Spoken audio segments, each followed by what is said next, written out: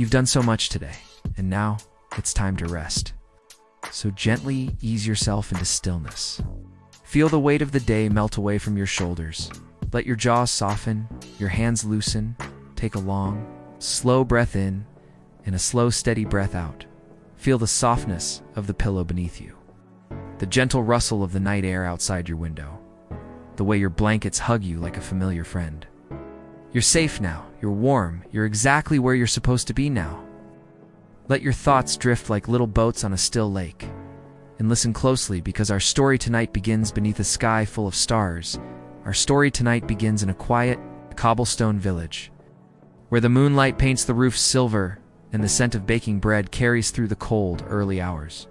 In this village, long before clocks ticked in kitchens and alarms buzzed from phones, there lived a baker named Tamsin. She was not a grand woman, not the kind to shout or rush or complain. She lived simply, quietly, alone, but never lonely.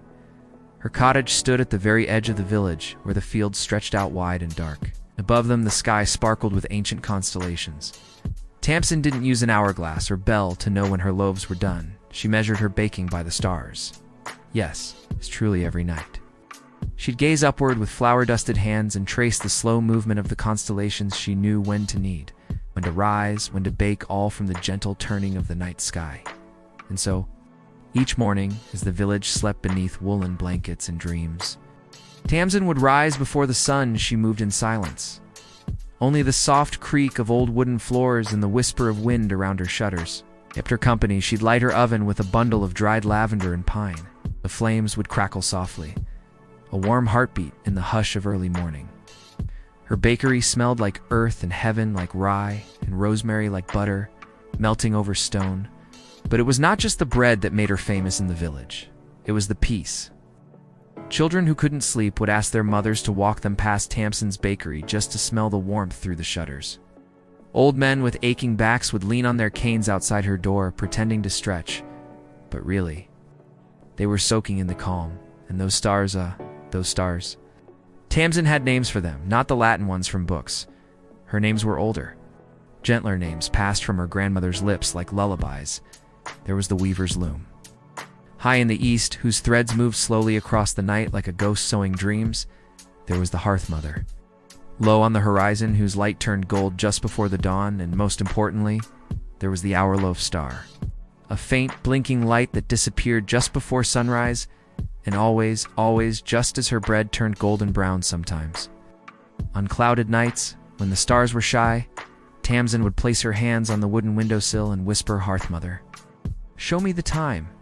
And if the clouds parted even for a moment, she would smile quietly and return to her kneading. The villagers said she had magic in her hands, but Tamsin never called it that. She simply said, "The sky and the dough speak the same language. You just have to learn to listen," and she did. Oh, how she listened one night. As frost shimmered over the rooftops and owls hooted softly in the woods, a knock came on Tamsin's door. Not loud, not urgent, but steady, like someone too polite to shout. Tamsin, wrapping her shawl around her shoulders, opened the door to find a little boy barefoot and shivering slightly, holding a folded piece of parchment in his mittened hands. It was the miller's youngest son. His voice was barely louder than the wind. "My mom says we need 6 loaves. She says she's sorry it's late." Tamsin smiled and knelt before him. "Tell your mom it's no trouble. The stars are only just rising. We have plenty of time." She led the boy inside, where the warmth from the oven wrapped around them both like a soft blanket.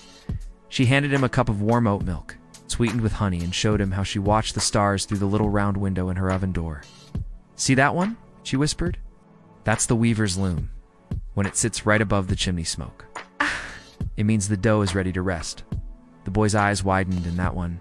he asked, pointing. "Ah, the hour loaf star," Tamsin said softly. "With a touch of reverence, when that one fades, the bread is ready."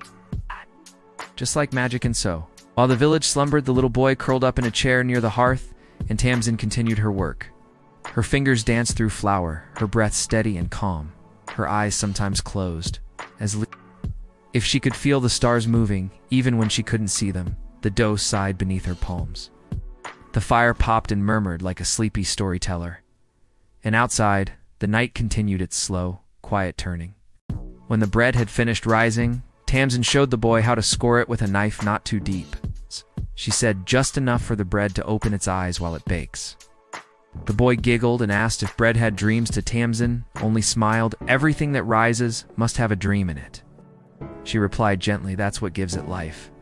With the loaves tucked into the oven, she dimmed the lanterns and let the fire do its quiet work.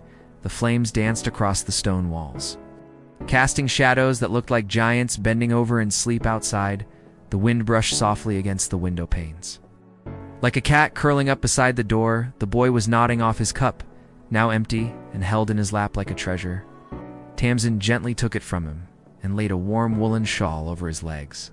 Then, with a deep, quiet breath, she returned to her window. She rested her palms against the sill. Feeling the wood cool under her fingers, she tilted her head to the sky. There it was, the hour loaf star blazing low, and beginning to flicker, its edges growing faint like the last candle before morning.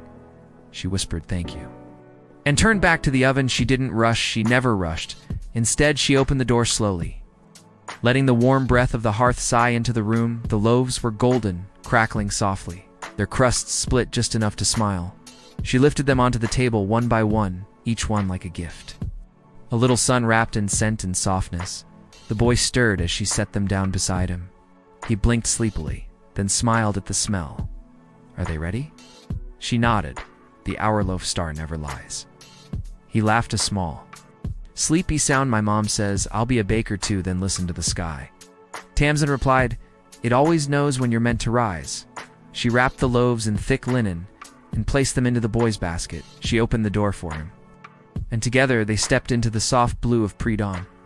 The world was just beginning to stretch. Birds murmured in their nests. Smoke curled from distant chimneys. The boy looked up and said, "The stars are going to sleep." Tamsin smiled, "And now we may rest too." He waved and walked home, his small form disappearing into the silver mist. Tamsin stood on her doorstep, hands tucked into her sleeves, the sky above her now pale and soft. A quiet blush where the stars once shimmered inside.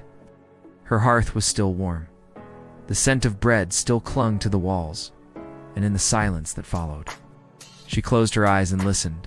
There were no words, only the hum of cooling stone, the song of morning wind, the hush of flowers settling in its jar. Tamsin poured herself a small cup of milk, not too hot, not too sweet. She sat in her chair by the window, same chair the boy had curled in moments before. She watched the sun's first light creep along the wooden floor, slow, gentle, like a candle melting the dark. And then, finally, she let her head rest back and slept. Her dreams were not loud or wild. They drifted like flower in the air light. Slow, soft dreams of rising loaves, of warm fingers pressing gently into dough, of constellations winking kindly above a stone oven, of a sky that whispered when no one else did outside her window. The village began to wake. Doors creaked open, boots stepped onto earth, chickens clucked softly. But in her cottage, all was still, except the quiet breath of a baker who knew how to measure time not by minutes, but by starlight. The days passed quietly, one after another, like folded linen stacked in a warm cupboard. Tamsin continued to bake by starlight. Her hands never hurried, her heart always still. But as the seasons shifted and the frost deepened, something changed in the sky. A new star appeared. It wasn't part of any constellation she knew. Not the weaver's loom, not the hearth mother, not even the hour loaf star. This one shimmered blue, not cold, not hot. Just unfamiliar. Tamsin noticed it. First, on a cloudless night, it sat near the edge of the sky, where the fields met the forest. It blinked slowly, as if deciding whether to stay. She watched it for many nights. It did not move like the others. It did not mark time. It seemed to watch instead of be watched. One morning, while the dough was resting and the oven heating, Tamsin sat with her tea and wondered, was it a sign? Not in the way others did. She believed in rhythm, in patience, in the whisper of the world when no one else was listening. But this star, it made her chest feel full and her thoughts stretched like rising dough. Later that week, the village elder came to visit. She was a woman with kind eyes and hair like winter ash. She walked with a cane carved from elderwood and wore a brooch shaped like the moon. Tamsin welcomed her with a fresh oat roll and a soft place to sit. The elder smiled and asked, Have you seen the new light in the sky? Tamsin nodded slowly at watches. She said it does. The elder agreed, and it brings a question. Tamsin tilted her head. What kind of question? The kind that waits for an answer in your heart. They sat in silence after that. The only sound was the wind brushing past the chimney and the crackle of the baking bread when the elder left. She placed a gentle hand on Tamsin's shoulder. Not all stars are for time. Child, some are for direction. That night, Tamsin baked as usual. She watched the weaver's loom drift. She whispered to the hearth mother, and she waited for the hour loaf star to disappear, but her eyes kept drifting to the blue one. Still there, still blinking slowly, still waiting in her sleep that morning. Just as the sun crept across her floorboards, Tamsin dreamed. She stood in a field of soft white flower above her. The sky was full of glowing constellations, each one familiar, steady, bright. But the blue star was closer, lower, almost touching the tips of the wheat. It pulsed, not with urgency, but invitation, a kind of glowing question. She stepped toward it and then awoke. Her heart calm but full that day, instead of her usual walk to gather herbs. She went toward the edge of the village, to the path that led into the woods beyond the fields, a place she rarely visited, but knew by memory. The trees welcomed her with creaking branches and crisp leaves underfoot. Bird song hovered gently in the air. The sun filtered through the limbs like flour falling through a sieve. She walked without purpose, but not without direction, as though the star had left a thread for her to follow. And as she reached a clearing, she saw it again, not in the sky, but in a pool of still water, reflected perfectly. That same soft blue light waiting. She knelt at the water's edge, not afraid, not confused, only listening. And in the stillness, something inside her whispered, "Bake with it." She blinked, then laughed softly, as if the wind had told a joke meant just for her. Bake with starlight. That was her way, but bake with a question. She returned home with pockets full of pine needles and a mind full of wonder. That night, as she prepared the dough, she added something new.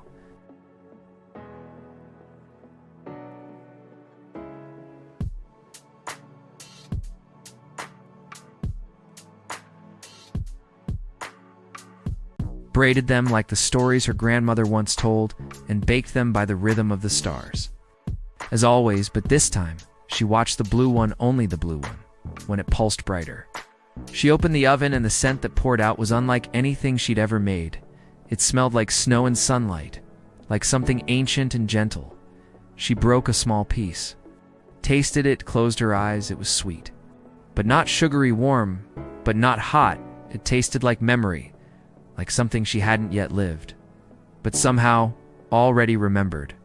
The next morning, as dawn stretched pale fingers across the rooftops, Tamsin sat quietly beside her oven. A single slice of the new bread rested on a wooden plate beside her tea. She didn't eat it, not yet.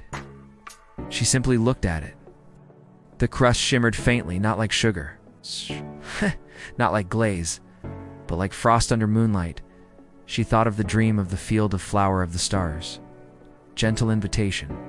Something inside her had changed, not loudly, not suddenly, but like dough after resting softly risen that day. The villagers noticed something different in the bakery, not in Tamsin herself. She still moved with quiet hands and careful steps, but the smell drifted further. Carried on the wind like a story longing to be told, children tugged at their mothers' sleeves, asking to go by the bakery, not for bread, just for air. An old man from the farthest house on the hill came all the way down with his walking stick, just to sit on the stone wall outside her window. He didn't knock, didn't speak, just breathed in. The new bread had no name. Tamsin didn't label it. She simply left 2 loaves on the windowsill with a little note for sharing. It said no cost, only silence, and so villagers began to take small pieces. At first shyly, then with reverence. They didn't talk while they ate, not out of politeness, but because it felt wrong to break the spell with words. One young girl, who had not spoken in months since her father's passing, took a bite and whispered, "It tastes like before." Her mother wept softly beside her. Tamsin watched these moments from behind the curtain, not proud, not surprised, just listening. The star had not left the sky each night. It glowed gently, steadily, like a lighthouse that didn't need ships, only hearts. She began to bake the new loaf only once a week, always on the night the blue star was at its brightest. She didn't announce the day somehow. The village always knew those nights felt different. The air was clearer, the fields quieter. Even the dogs seemed to bark more softly. On one of these nights, as she shaped the special dough with quiet fingers, she noticed something. Her hands didn't feel like hers, not in a strange way, but in a borrowed way, as if she were part of a larger rhythm. The stars moved, the oven glowed, and her hands followed. It was like a song she didn't need to remember because it remembered her. That night, she placed the finished loaf on her windowsill and waited. She didn't know what she was waiting for, only that something would come. And it did not in footsteps, not in knocking, but in wind. A breeze that carried with it the scent of pine and ash, and something like music without sound. It touched her face, gently lifted a few strands of her hair, and moved on. She closed her eyes and smiled. Whatever it was, it had tasted the bread the next day. An unfamiliar traveler arrived in the village. A woman with weathered boots and eyes like river stones. She said little, only that she had heard there was a place where the stars still told time. The villagers pointed her to Tamsin when the traveler entered the bakery. She removed her cloak and placed it by the door. She bowed slightly to Tamsin and said, "I've been walking a long time, but I think this is where I was meant to stop." Tamsin offered her a seat, poured warm milk, and sliced the last piece of the new loaf. They ate in silence, both smiling, both knowing that not all words live in voices later. As the traveler prepared to leave, she asked one question: "Do you think the stars speak to everyone?" Tamsin replied, "Yes, but some of us need silence to hear them." The traveler nodded, tucked the final crumbs into her scarf, and disappeared down the road that led into the mist. Tamsin watched her go, not with sadness, but with gratitude. The sky had spoken again, and she had listened. After the traveler had gone, something in the village began to shift, not in any loud or dramatic way, but like the way snow begins to melt beneath the surface. Unseen people started visiting Tamsin, not only for bread, but for quiet. They would step into her shop, pause, take a deep breath, and leave with their hearts somehow lighter. Even if they bought nothing, Tamsin didn't question it. She welcomed it like she welcomed the rising dough, gently, naturally, with patience. She noticed small things. A boy who used to kick stones in frustration now stopped to watch clouds. A woman who always looked hurried began to smile with her eyes. Even the birds seemed to pause longer on her windowsill, as if drawn by something warmer than crumbs. The blue star continued to shine. Some nights, it pulsed more slowly. Other nights, it seemed to blink just once. Like a nod, Tamsin began to keep a small journal, not of recipes, but of feelings. She'd write things like, "Tonight, the sky feels like lavender," or "The blue light is softer after the rain." She didn't know why she wrote these things. She just knew it felt right. One evening, just as she was placing a loaf into the oven, there was a gentle knock on the back door. Not many people came that way when she opened it. She found a young girl, no more than 10. Standing barefoot on the stone step, her eyes were wide, her hair tangled, her hands holding a small empty bowl. Tamsin knelt beside her. "Are you lost?" The girl shook her head. "Are you hungry?" Another small shake. "Then why have you come?" The girl looked down at her bowl. To catch the light, Tamsin blinked, surprised, but not confused. The girl continued, "The blue star. I want to take some of it home." Tamsin reached forward and gently touched the edge of the bowl. "You already have it brought you here." The girl smiled. Small, real, and bright. Tamsin invited her in, let her warm her feet by the fire, gave her a corner of sweet bread and a mug of warm spiced milk. They didn't speak much. They didn't need to. The girl dozed for a little while, curled up in the corner chair by the window outside. The night deepened, and above them, the sky opened like a book. Page after page of stars. Tamsin watched the blue one. It was brighter tonight, not harsh, but certain. She looked down at the girl and whispered, "You are made of the same light." When the girl awoke, she quietly placed her bowl on the windowsill. Just beneath the blue glow, she waited, as if listening, as if hoping the sky would pour itself in, and maybe it did, or maybe it had already when she left. She carried the bowl with 2 hands, as though it held something invisible and fragile. She didn't look back, only walked slowly. Softly, as if trying not to spill, Wonder Tamsin stayed at the window long after the door closed. The oven was quiet, the fire low, and still. She stood because something had happened, something she didn't have a name for, but could feel in her chest like warm bread rising later that night. She stepped outside. The ground was cold, the grass whispered beneath her feet. She walked beyond her herb garden, past the sleeping fig tree to the open field behind her cottage there, with no roof above her. She lay back and stared upward. The stars shimmered in quiet chorus, but the blue one held her attention like an eye that sees kindly and patiently waits. She placed one hand flat on the earth, the other across her chest. "I'm ready." She whispered for what she didn't know, but the sky did. She dreamt that night not of flower or fire, but of fields that sang, bread that glowed, of children holding bowls filled with starlight. And when morning came, she didn't feel tired, she felt full, as if something sacred had risen within her. Not just a baker now, but something else. Something more, a keeper of quiet, a listener of light, a friend of the sky. The next few nights were gentle winds moved like whispers. The sky stayed clear, and the stars remained steady in their slow, gliding rhythm. Tamsin continued her baking. She kneaded with care, braided the loaves with quiet fingers, and shaped each one like a prayer the villagers had begun calling the blue star. Tamsin's light, they said it only appeared above her bakery. They said it followed her when she walked through the fields at dusk. Tamsin never confirmed this, she only smiled, as if the truth was too big for words. One afternoon, as she dusted flour from her apron and stepped outside, she found a row of bowls on her windowsill, small ones, large ones, wooden, clay, even a polished copper one. None of them had names, none of them had notes, just bowls, waiting. She stood silently for a long time, watching the way the wind curled around them, like breath waiting to be filled that evening. She made a special dough different from the usual loaves she used, lavender, a hint of lemon, and the tiniest touch of crushed star anise. She didn't measure, she simply listened to the weight in her hands, to the warmth in the air, to the heartbeat of something old and guiding. She filled the bowls with the dough, each one given its own space in the warm oven, and when they were done, they weren't just bread, they were something else. Not brighter, not fancier, just more awake, as if the blue light had entered the flour itself, as if every grain now held a memory of sky. She returned the bowls to the windowsill, covered in linen, still warm. She didn't wait to see who came. She didn't need to.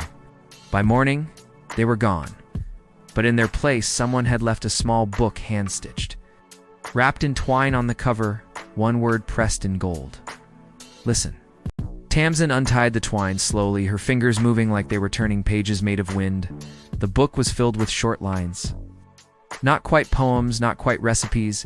Each page carried a feeling like someone had written with breath instead of ink. She read aloud softly, letting the sounds melt into the silence.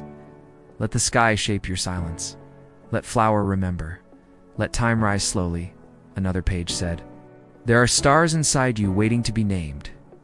She closed the book, not because she was finished, but because she understood the rest was meant to be discovered, not read that day. She didn't bake, she wandered instead into the fields, into the hush of the woods, into the parts of the village she rarely visited. Children waved to her dogs, followed at her heels. Elders nodded like they had always known this day would come. She wasn't leaving, she was listening. By dusk, she returned home, placed the small book by her bed, and sat near the hearth with nothing in her hands. No bowl, no cloth, no tea, only breath that night. When the stars bloomed above, she didn't look up. She closed her eyes and saw them anyway. Inside her chest, a slow turning sky. In her dreams, she walked through a village of starlit kitchens, every home glowing, every oven humming. And all around her, the sound of dough rising like the earth breathing. When she awoke, she knew what to do. She opened her shutters wide, took out her oldest recipe book, the one with her grandmother's writing faded by flour, and on a clean page she began to write. Not ingredients, not instructions, just a line: bake only when the sky agrees. Then another: silence is the warmest spice. Then even the stars rest sometimes. She smiled and left the page open, as if someone or something was going to write back. The days that followed moved like mist, soft, slow, without edges. Tamsin baked when the sky felt right, Not by schedule, not by need. And yet, there was always enough. Always a loaf warm when someone knocked gently at the door. Always a roll waiting on the sill for a stranger with tired eyes. She began to hear new sounds. The rustle of stars beyond the clouds. The hum of seeds under the earth. The quiet language between rising dough and evening air. It wasn't music. It was memory. Her hands moved differently now, not faster, not slower, just fuller, like they held not just flour, but the stories of those who had come before her, and the breath of those not yet arrived one morning. A letter arrived, no sender, no seal, just her name written in tiny silver script, as though the ink had been dipped in starlight. Inside, a single line, bring your bread to the hill. On the night the blue star disappears, that was all, no date, no map, no explanation. Tamsin read it 3 times, then folded it and tucked it into her apron pocket. She didn't ask who sent it. She didn't try to guess some things she had learned, or meant only to be followed. She marked the stars carefully each night, watching the slow drift of the blue ones, measuring its path not with tools but with her breath, and then one evening she knew. The blue star blinked once, then did not return. The sky felt hollow-eyed, expectant. Tamsin prepared a single loaf. Not large, not special in shape, but made with intention, with silence. With the memory of every dream it had ever touched. She wrapped it in linen, tied with a strand of thread from her grandmother's shawl, and walked through the village, past shuttered windows, up the path behind the mill, to the hill that rose like a shoulder beneath the sky at the top. She found nothing, and everything just grass, wind, and stars waiting. Tamsin stood at the top of the hill, the loaf held gently in both hands, her breath slow, her thoughts quiet below. The village slumbered, roof tiles glinting in faint moonlight, chimneys sighing the last curls of smoke into the night above. The blue star was gone, but the sky did not feel empty. It felt ready. Tamsin unwrapped the bread, placed it gently on the grass, no altar, no ceremony. Just earth beneath and sky above. She sat beside it, cross-legged, barefoot. The wind moved across the hill like a soft exhale, carrying with it the scent of rosemary and cooled stone, the kind of air that holds no words. Only welcome. Time passed in a way that didn't feel like passing, more like unfolding, like a story opening itself one petal at a time. Then she heard it, a sound so quiet it could have been imagined. But wasn't footsteps, not heavy, not hurried, just steady. Out of the trees came figures. Not many, 6 perhaps, maybe 7. They wore cloaks of dust-colored fabric, faces softened by shadow. Hands empty but open, none of them spoke. They simply approached and sat around the loaf one by one, like a circle forming around a hearth with no fire, but full of warmth. Tamsin didn't feel fear, she felt belonging. Like she had stepped into the middle of a sentence that had waited years for her name. One figure reached forward, broke the bread. Steam curled up like a blessing. They passed it, each taking a piece, eating with care, as if the bread carried something sacred, and maybe it did. When the loaf was gone, they sat in silence, chewing slowly, breathing evenly. Then the one closest to Tamsin reached into their robe and offered her a small object. It was a stone, smooth and blue, the exact color of the star. Tamsin took it with both hands, her eyes wet. Not from sadness, but from something deeper than joy. Or remembering the figure nodded, once stood, and as quietly as they had come, they disappeared into the trees.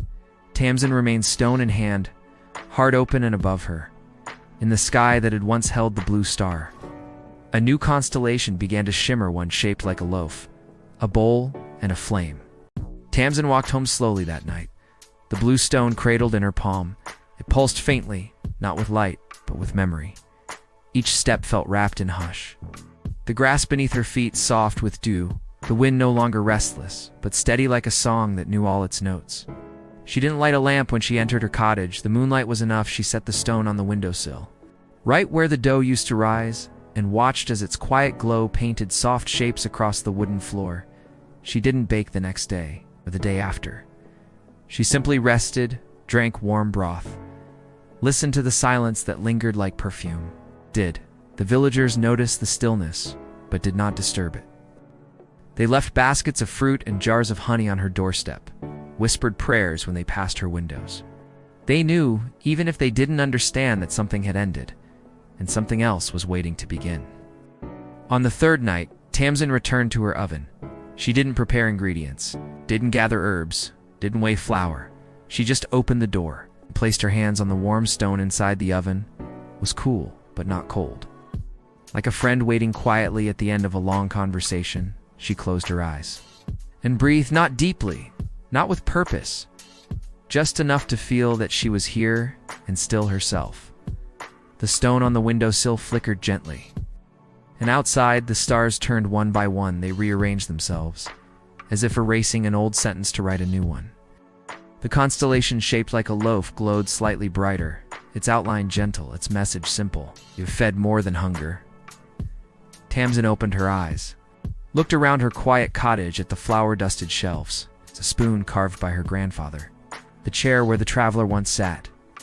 Everything was the same, and yet everything had changed.